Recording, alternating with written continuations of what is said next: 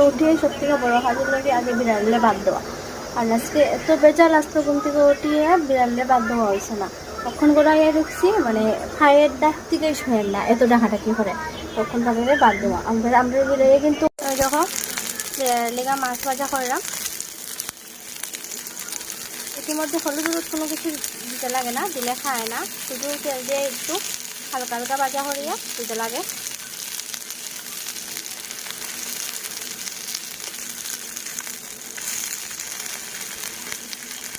দেখো কিরকম হইয়া রয়েছে, মানে আমার খাইয়ার দাঁত থেকেই সরেন না, কোন সময় ভাত মাখাইয়া দিচ্ছি, কোন সময় খাইব তারা।